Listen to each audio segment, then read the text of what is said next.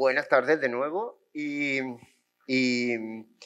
bienvenidos y gracias por quedarse a este panel en el que vamos a hablar de un concepto que, si bien hay políticos que lo quieren poner de moda, es un concepto que está bastante ya arraigado en nuestras maneras de afrontar la vida. La resiliencia es aquella capacidad humana que cada quien tenemos para ir caminando por la vida superando cualquier tipo de limitación, cualquier tipo de reto y cualquier tipo de discapacidad que pueda aparecernos en el día a día. Desde el punto de vista físico, desde el punto de vista psicológico, incluso desde el punto de vista social. Y sin lugar a dudas, resiliencia es un rasgo de personalidad que todas las personas deberíamos de desarrollar desde pequeñitos, exactamente igual. No necesitamos tener ningún tipo de situación crítica en la vida como para tener que descubrir que tenemos la resiliencia, sino que ya de por sí somos resilientes y, volvemos a repetir, cuanto más capacidad resiliente tengamos, más capacidad tenemos de afrontar la vida. Por suerte, a pesar de ello, instituciones, personas comprometidas con ciertas temáticas nos ayudan a darnos cuenta cada día y a señalarnos la importancia de ser resilientes. Y en este caso, esta mesa y este panel pues viene a transmitir esto y quiere enseñarnos esto a través de las historias de vida de 4 personas que creo que tienen muchísimo que mostrar desde este plano de lo que es el significado que tiene resiliencia.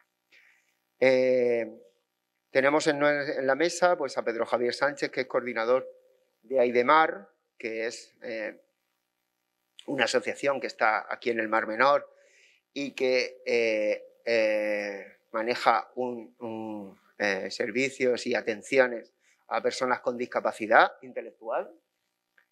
Tenemos a Juan Francisco Perán, que es presidente de FEDE, que es la Federación Española de Diabetes, y que también, como tal, como una enfermedad crónica, como una enfermedad limitante, pues también puede mostrarnos y nos mostrará hasta qué punto convivir con la diabetes no es ningún tipo de limitación, sino que al mismo tiempo es una enseñanza de vida y al mismo tiempo una manera de buscar una salud dentro de la enfermedad, que también existe y también es necesario manejarla. Abraham Ibáñez, que es presidente de AMEBA, que es la Asociación de Entrenadores de Baloncesto, pues viene también incluso por 2 facetas, no solo a transmitirnos cómo la práctica de su deporte y la conexión social que tiene puede ayudar perfectamente a personas que tienen diabetes, sino como padre de hijo deportista diabético, ¿no? Y en ese caso creo que tu historia de vida, Abraham, pues sin lugar a dudas también tiene mucho que completar de todas las historias. Y Raúl Ruiz Pérez, que es responsable de área de atención o del desarrollo de proyectos en cuanto a la atención al discapacitado de la Federación Murciana de Fútbol, en representación de una de las mayores instituciones deportivas que tiene este país, que es el fútbol, y en este caso su sede de Murcia, y que sin lugar a dudas hacen como institución una gran apuesta por la visibilización y la utilidad del deporte como un bien social y al mismo tiempo saludable para personas con discapacidad. Así que en este caso voy a ceder el micrófono para que si en 5 minutillos pues tenemos la oportunidad de que habléis un poco de cómo es vuestra percepción de esta conexión de salud, bienestar, deporte dentro de cada una de vuestras casuísticas, y después daremos pie a hablar mucho más allá de cuestiones más particulares, si nos importa, ¿de acuerdo? Pues empieza, si no te importa, Pedro Javier. Buenas tardes. En primer lugar, agradecer a Fernando y a todo el equipo del foro, de la organización, por contar con Aidemar, por contar con la asociación que trabaja aquí en la comarca del Mar Menor, con más de 800 personas con discapacidad intelectual. Y bueno, voy a contar un poco el tema del trabajo de personas con discapacidad intelectual en el ámbito comarcal, como os decía, regional y a nivel nacional. El deporte para personas con discapacidad intelectual en la región de Murcia ha crecido bastante en los últimos años gracias a ayudas y a subvenciones que da pues directamente el Consejo Superior de Deporte, con el apoyo que, como sabéis, a través del deporte inclusivo que está dando. Pero desde Aidemar llevamos ya más de 25 años trabajando. No sé si podéis colocar el vídeo para que veáis imágenes de cómo empezó todo hace más de 25 años y bueno, de las escuelas deportivas que llevamos. Es un trabajo que, como os decía, empezó hace más de 25 años y actualmente contamos con un programa de actividad física, primeramente en los servicios de atención de los centros, en todos los centros de Aidemar, desde atención temprana de 0 a 6 años, en el Colegio de Educación Especial de 6 años a 18, y luego en los centros de día, donde se hace un servicio asistencial también de 18 años hasta la edad de jubilación, así como en los diferentes centros de empleo que tiene la asociación. Es decir, intentamos llegar al máximo de esas 800 personas con discapacidad intelectual que componen la familia de Aidemar. Para ello tenemos, aparte de este programa de actividad física en los centros, con profesionales, que es muy importante que aunque hoy en día no está regulado los perfiles de licenciados de educación física y técnicos deportivos para trabajar con este colectivo, que entre todos, entre los futuros profesionales en los que estamos ya, pues vayamos empujando a una realidad que ya no solo lo dice la gente del deporte, sino lo dicen psicólogos, como anteriormente lo comentaban, psicólogos de las asociaciones. Las asociaciones cada vez más se dan cuenta de poner en valor el deporte como herramienta de trabajo para conseguir el fin de trabajar con personas con discapacidad es mejorar la calidad de vida de ellos. Y qué mejor manera que hacerlo a través del deporte. Por suerte, esto ya no es una reflexión nuestra de la gente del deporte, sino cada vez más psicólogos, terapeutas, trabajadores sociales, todo el fisioterapeuta se dan cuenta de que un profesional de actividad física es necesario, muy necesario, en el trabajo diario con las personas con discapacidad intelectual. Entonces, os pido a los futuros profesionales del deporte que cuando tengáis la oportunidad de trabajar con este colectivo no lo dudéis y, sobre todo, hace falta ese empuje y fuerza para que entre todos seguir apostando por el deporte como herramienta, como decía, de trabajo. Otra parte importante del trabajo en Aidemar son nuestras escuelas deportivas, no solo el programa de actividad física en los centros, sino organizar de una manera profesional por las tardes, en horario de ocio, que los chavales conseguir que los chicos sus hábitos saludables cambien, que no sea solo ocio típico de estar con la familia, porque desgraciadamente las personas con discapacidad intelectual pues no tienen el abanico de posibilidades que tienen un usuario o una persona sin discapacidad.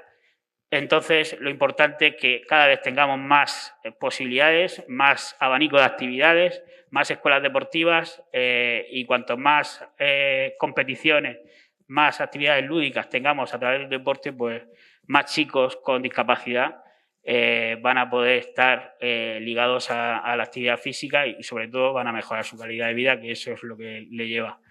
Por suerte, cada vez más hay instituciones como la Federación de Fútbol que nos representan aquí o instituciones como las propias federaciones, la FAMU, que estaba nuestra presidenta aquí, federaciones como actualmente el Squad o el de deportes, que es impensable hace años de que quieran trabajar con colectivos como los nuestros, federaciones de montaña, cada vez más apoyan este deporte para este tipo de personas con discapacidad y, por suerte, como he dicho, en los últimos 5 años se está viendo un cambio importante en las posibilidades que tiene el deporte para nuestro colectivo.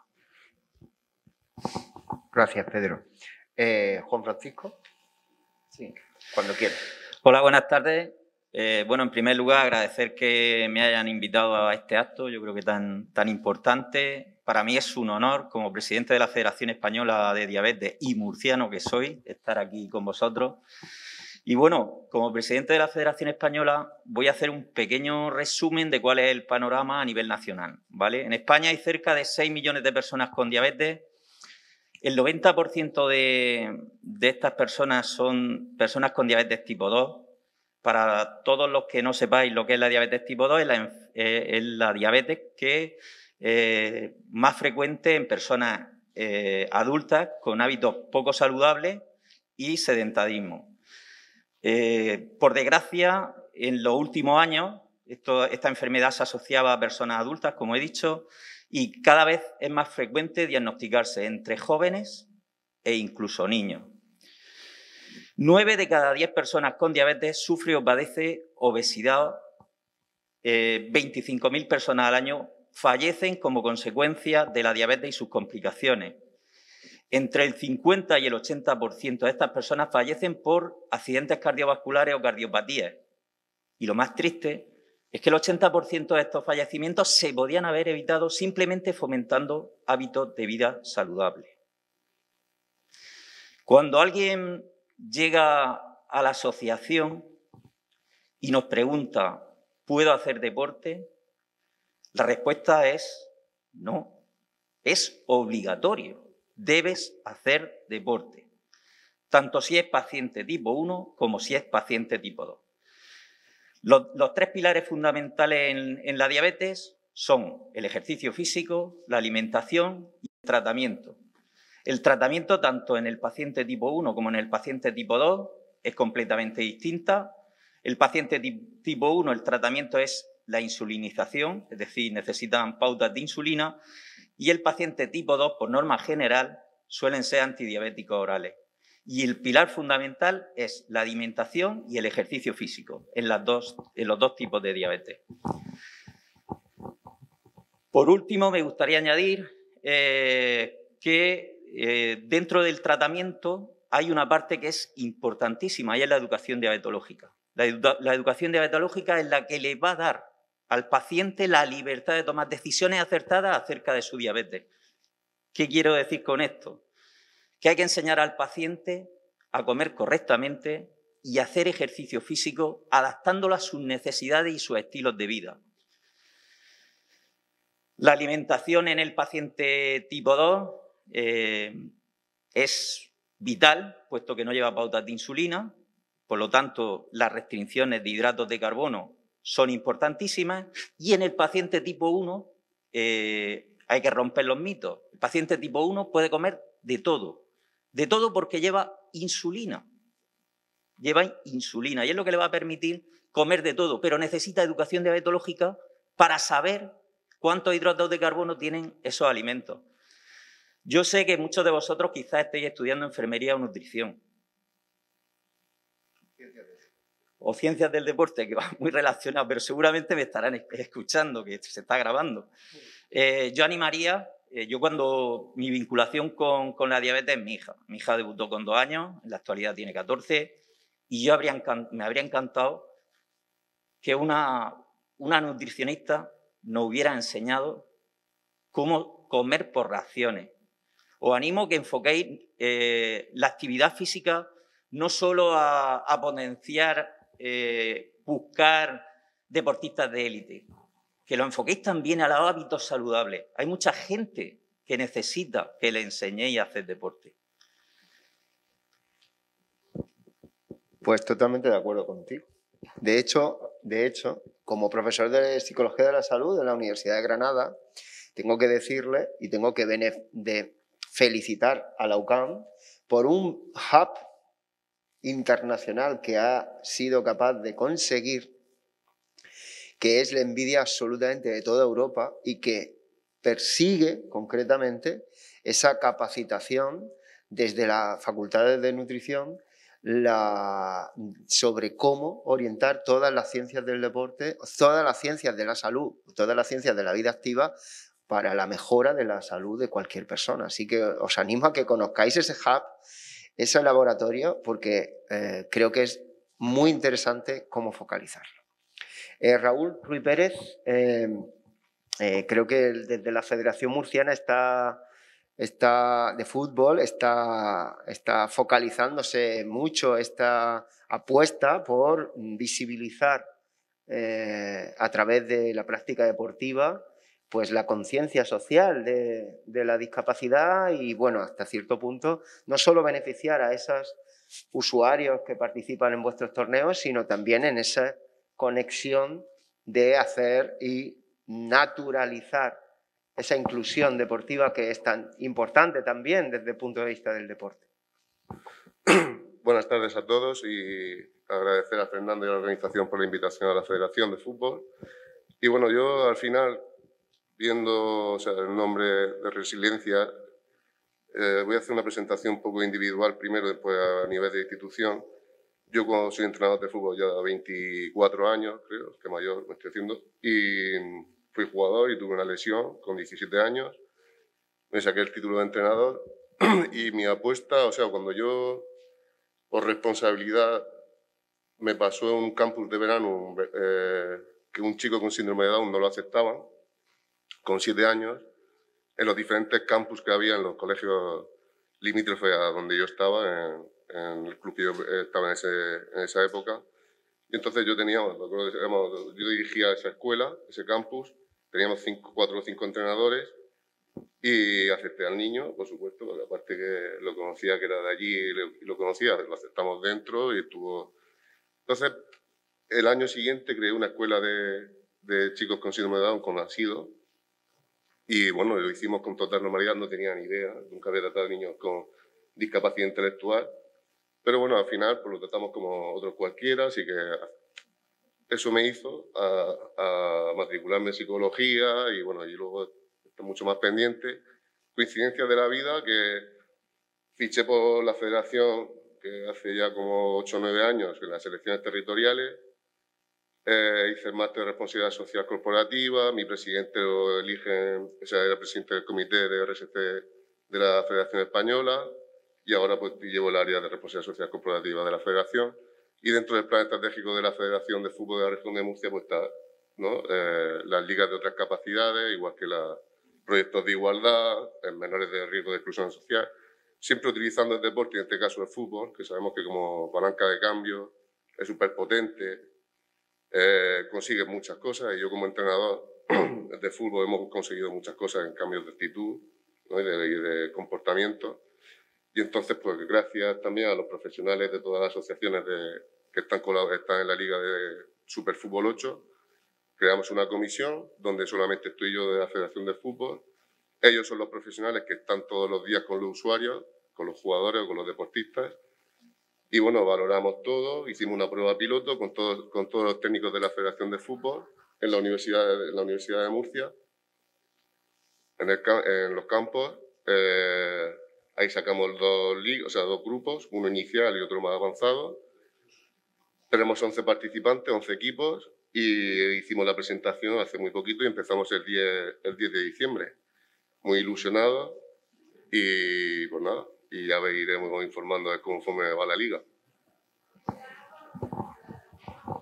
Sin lugar a dudas, conoceros cada vez más me empequeñece sin lugar a dudas a mí, pero os enriquece y os humaniza muchísimo más, ya no solo a las personas, sino a las instituciones que representáis, ¿no? Que a veces creemos que no, están ahí solo fichas federativas, no están ahí solo por subvenciones No, realmente la utilidad de la acción social es extraordinaria y sin lugar a dudas un valor de resiliencia social y personal. Abraham, no te he dejado el último por ser sin lugar a dudas el tal, sino concretamente porque estamos deseando escuchar también ya no solo lo que aporta desde Ameba, sino también como padres, ¿no? En este caso, y como seguramente un modelo a seguir de ese joven deportista. Bueno, aquí a mí se me juntan dos funciones, la de entrenador y la de padre. Mi hijo debutó en diabetes tipo 1 hace ahora justo 4 años, fue un 4 de noviembre en 2017. Y bueno, te das cuenta cuando te viene una cosa así, de que realmente la diabetes tipo 1, bueno, la tipo 2 también, pero la tipo 1 que quizás es la que me toca, es la que conozco, es una enfermedad muy, muy, muy desconocida, incluso por profesionales de la salud. Hay incluso, por ejemplo, mi labor ahora, yo un poco con los entrenadores de mi hijo, con los preparadores físicos de mi hijo y demás. Mi hijo juega baloncesto, está en edad infantil, es infantil de primer año, y yo un poco tengo que ir educando, ayudando a esos entrenadores, a esos preparadores físicos, a que sepan cómo funciona la diabetes, porque es una gran desconocida. A ti se te cae el mundo. Cuando vienen y te dicen, tu hijo tiene esta enfermedad, lo primero que piensas es lo que antiguamente.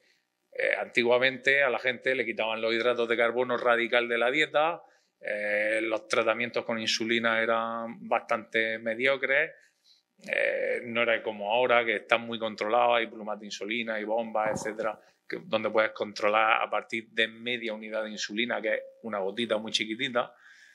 Entonces, realmente te das cuenta de que hay bastante desconocimiento y nosotros necesitamos que haya profesionales que sepan cómo funciona esta enfermedad. Por ejemplo, no es lo mismo una actividad física aeróbica que una actividad física anaeróbica.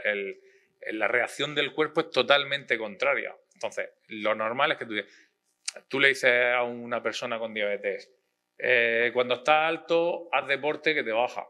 Pero, por ejemplo, a mi hijo lo que hace el deporte es que le sube la glucemia por un proceso que hay de que cuando hace un esfuerzo muy intenso, anaeróbico, pues el cuerpo, sus reacciones, voy a necesitar muchísima energía. Todas las reservas de glucógeno que hay en hígado y músculo van al torrente sanguíneo. Se pone el crío en 300. Entonces, por ejemplo, para jugar al baloncesto se tiene que poner un poquito de insulina antes. Si va a salir a trotar o si va a jugar con los amigos una pachanguita de fútbol en el parque, pues lo que necesita al revés. Tomar un poquito de hidrato porque va a tender a bajar, etc. Luego, son muy importantes también en la salud de los niños. Lo ha comentado Juan Fran antes lo comentaba con Juan y con los compañeros. Cuando debutó mi hijo, lo primero que nos dijeron en el hospital es que el tratamiento de esa enfermedad tenía 3 pilares fundamentales. Que uno era el tratamiento con insulina, en su caso, otro es la dieta, tienes que controlar los hidratos, que realmente es algo que deberíamos hacer todos, persona con diabetes o persona sin diabetes, pues luego lo que ha dicho Juan Fran, ¿qué puede comer un niño con diabetes? Absolutamente de todo. Mi hijo se queda a comer en casa de un amigo y las madres preocupadas, o los padres con quien se quede, ¿qué puede comer tu hijo? De todo, que vaya a comer. Lo que vaya a comer, lo único que lo tiene que pesar. Nosotros lo que hemos hecho con él estos 4 años, pues enseñarle un poco qué puedo comer, qué cantidades. Preguntamos, oye, ¿qué va a haber? Pues va a haber pizza, pues que coma pizza. Va a haber pollo asado, pues que coma pollo asado con patatas. Es que nos da igual. Lo que haya, hay que tratarlo con total normalidad, pero luego necesitamos educación para, como ha dicho Juan Fran antes, para que esa persona con diabetes sepa qué hacer. Y luego el tercer pilar, y para mí el más importante, porque mi hijo ya antes me preguntaba, Juan, ¿pero vino antes el deporte o la enfermedad? El deporte ya estaba, mi hijo ya jugaba al baloncesto, lo tenía en casa. Desde que se tiene de pie hay canastas en casa. Yo antes jugaba y para mí el baloncesto lo es todo y para mi hijo es una cosa súper importante, para mi hija también, o sea, lo tenemos ahí.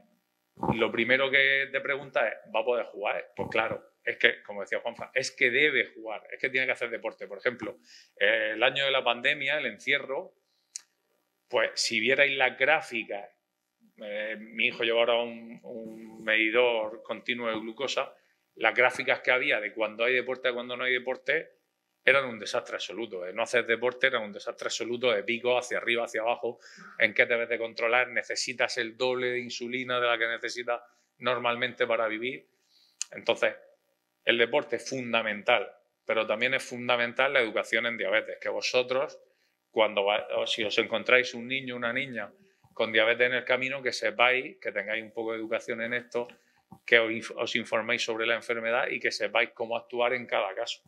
Qué peligros hay, porque hay ciertos peligros de que haga deporte o estando demasiado alto o estando demasiado bajo, todas esas cosas. Al final, los padres, que eso también ahí entra la psicología, los padres tenemos miedo continuamente.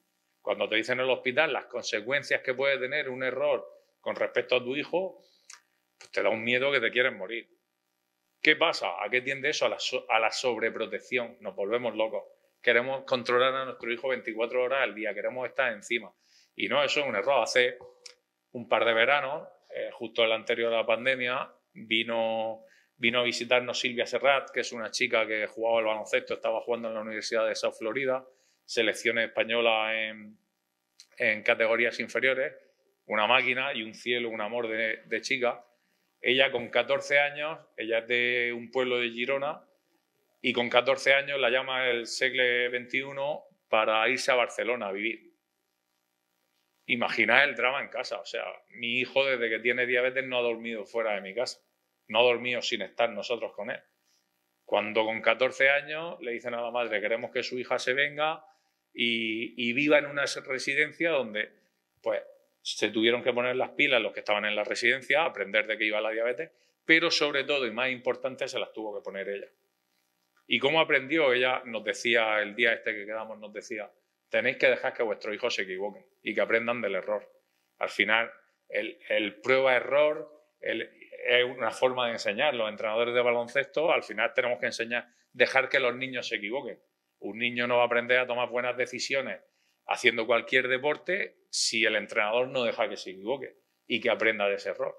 Pues eso al final necesitamos que vosotros sepáis de qué va la cosa, necesitamos que el niño vaya aprendiendo de su propia experiencia y necesitamos que haya profesionales en otros aspectos, pues necesitamos enfermeras que sepan de diabetes, necesitamos nutricionistas, necesitamos psicólogos, necesitamos prepas, etc. Y bueno, hasta ahí. Pues muchísimas gracias, Abraham. Antes señalabas la necesidad de identificarse con el deporte cuanto antes. Cualquier niño o niña que empieza a hacer ejercicio físico, deporte, desde las clases de educación física, que conecta con compañeros, compañeras, con altos, bajos, con a veces limitaciones psíquicas, físicas, pues todo lo que sea identificarse claramente con hacer deporte rápidamente y que lo sientan, va a empoderarles para seguir haciéndolo independientemente de lo que les vaya ocurriendo con el paso de la vida. Porque probablemente puede ser hasta una de las condiciones de ese cambio el hecho de decir, vale, yo cambio, pero el deporte lo quiero tener porque estoy sintiendo internamente y de manera identificativa la práctica deportiva. Ahí, en este sentido, todos los colectivos que representáis, pues sin lugar a dudas estáis lanzando un mensaje a la sociedad muy necesario y muy oportuno en cuanto a que hayan profesionales que no tengan miedo a trabajar con eso y que seamos capaces de adaptar. Esa es la base de no encontrarte la primera piedra y pararte y absolutamente abandonar. Porque en muchas ocasiones el hecho de creer que la única validez del deporte es rendir probablemente es el primer paso hacia el abandono deportivo. Entonces, eso es una labor que vosotros creo que también estáis lanzando, porque el deporte para todos es la esencia, la salud y la permanencia de la sociedad, probablemente. Creo que vosotros tenéis muchas preguntas, yo creo que se os estarán despertando muchas inquietudes en cuanto a los perfiles que tenemos aquí, incluso cómo trabajan más de manera concreta con cada una de las historias y de las iniciativas que están llevando. Así que os invito a que hagáis preguntas, a que levantéis esas manos inquietas y que, bueno, pues ver hasta qué punto pues están vuestras inquietudes. Si no, las pregunto yo, no pasa nada.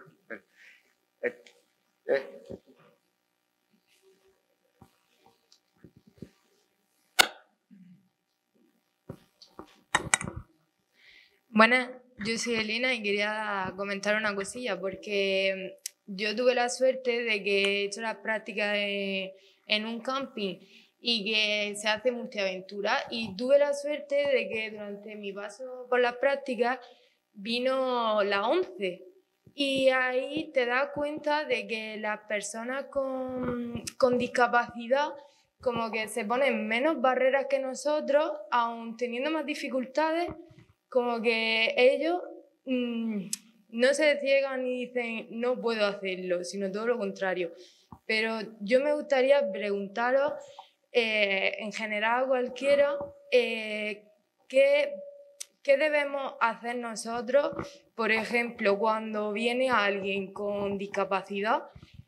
Aparte de ayudarle con respecto al deporte y demás, ¿cómo iniciar ese sendero con ellos? ¿Me explico?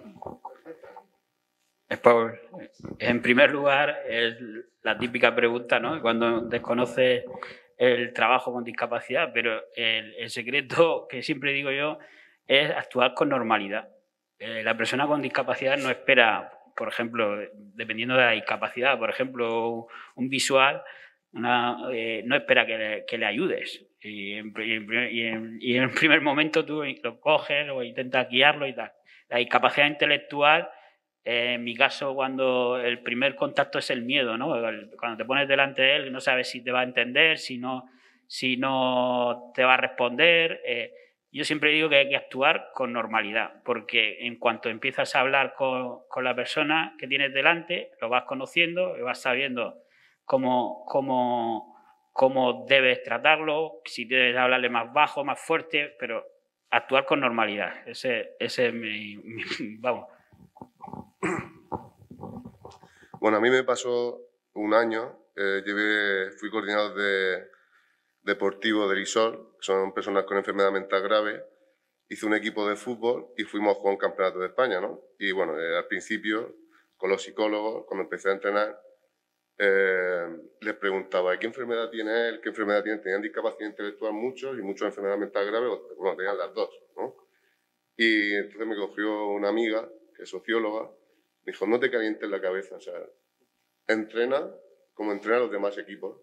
Si a lo mejor en lugar de explicarlo 3 veces tienes que explicarlo 5, o tienes que explicarlo 10, o muchas veces me ponía a entrenar con ellos y me decía, mira Raúl, me han cambiado la medicación, pues, explícamelo otra vez, o sea, las veces que hiciera falta.